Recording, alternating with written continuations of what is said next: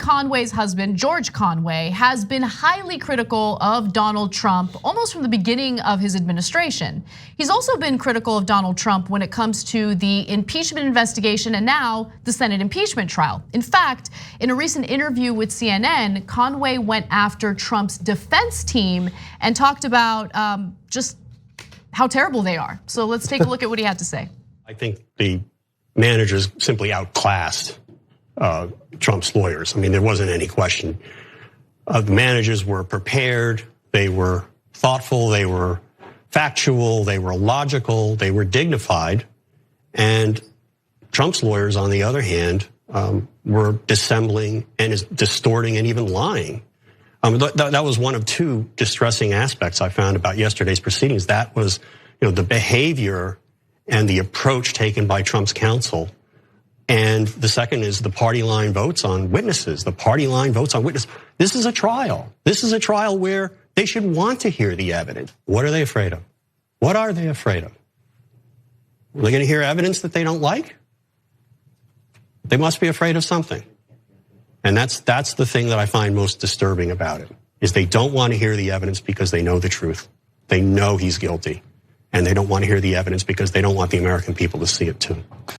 George Conway has been a conservative member of law for a long time. He's been running around in these elite circles of conservative lawyers. And so that's an important piece of context in understanding the critical nature of him speaking out like this when it comes to Mitch McConnell and Senate Republicans preventing Democrats from subpoenaing witnesses and documents in this trial, right?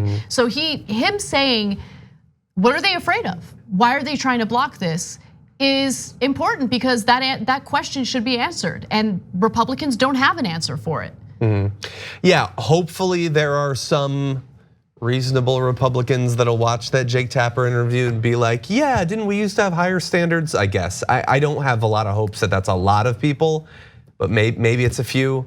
I get frustrated seeing George Conway. Is just a reminder of the effect that his wife is having. I think they're both kind of ridiculous figures. I like that they're trying to differentiate themselves, but it is a reminder that I don't want to spoil things, but like a reminder that all these like supposedly reasonable Republicans that are putting themselves up as, look, at least we don't like Trump.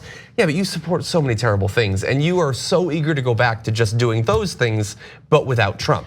You're so eager to have Ted Cruz or Paul Ryan will pop up, out of his exile or whatever. Like that's all you want. And so you're convenient allies, I guess.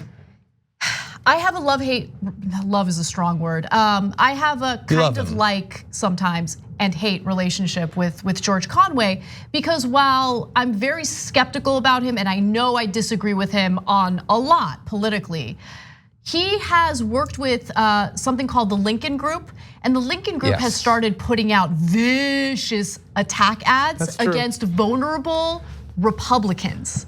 And I love it. They're doing what Democrats should be doing. And so he's actually putting action behind the statements that he's making. I was skeptical of him because I saw it as like, his attempt to launder his reputation and image.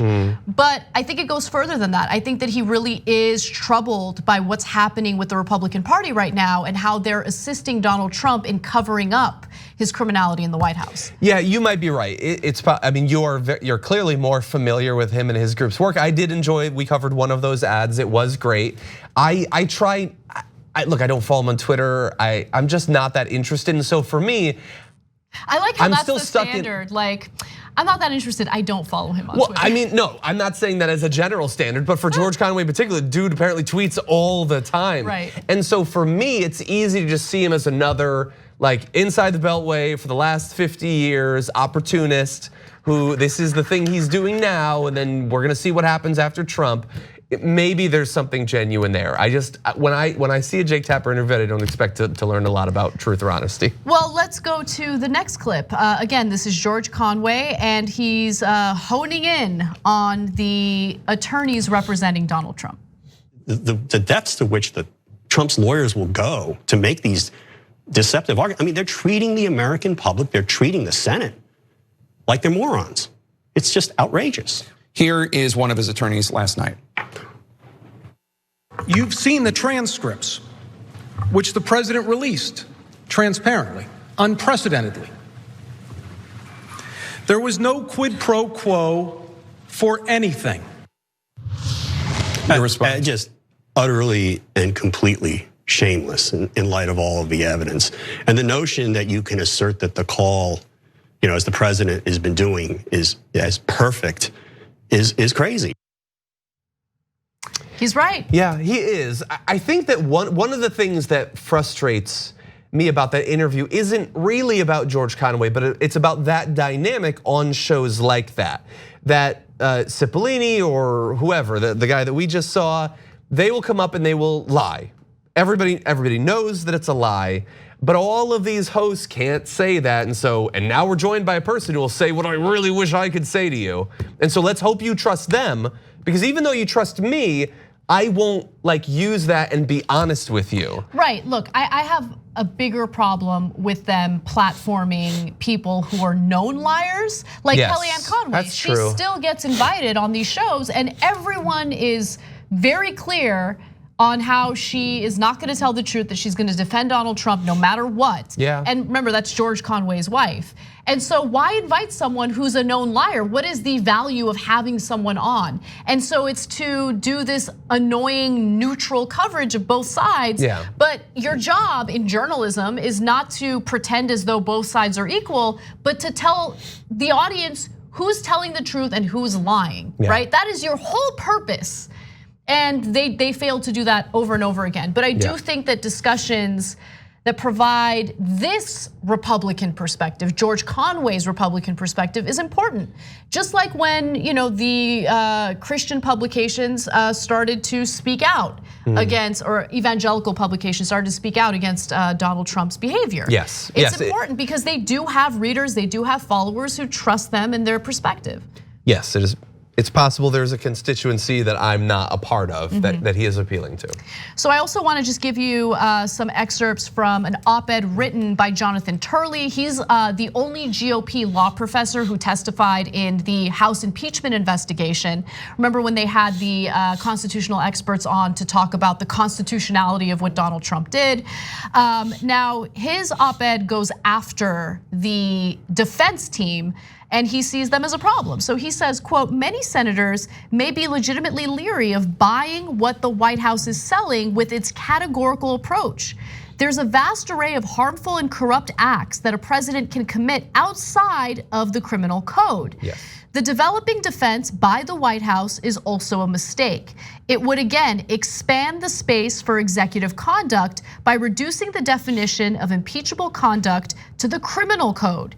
It is an argument that is as politically unwise as it is constitutionally short-sighted. Yeah. So he's pushing back against Alan Dershowitz's defense of Trump, which is, well, you have to prove that the president committed crime-like behavior. What? Yeah. So he changed the standard for Trump's impeachment when it came to Bill Clinton. He's like, he doesn't even need to commit a crime, doesn't matter, let's impeach. Just look at the way he ran the state, Is there abuse of power? Is there abuse of the trust? All this stuff that Donald Trump he spent every day doing over and over and over again. Yes, it has conveniently shifted quite a bit. Yes. And his argument for why it's okay to shift in that way is, well, the question of whether a crime has been committed was never even a question under Clinton. I mean, he committed perjury. And of course, lying to hide an affair, I mean, that's obviously justification to remove someone from office. Like they're like as if that has anything to do with abuse of power, the use of the Oval Office's power, all that stuff. That has nothing to do with anything. It's like a purely personal thing.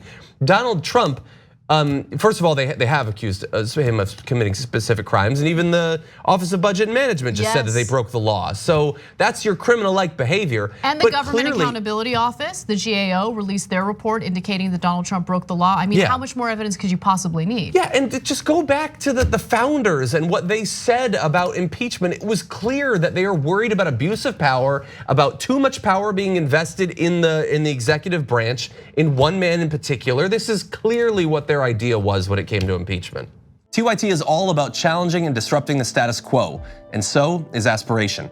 Aspiration does not invest your money into fossil fuel businesses that harm our planet, such as pipelines and oil drilling.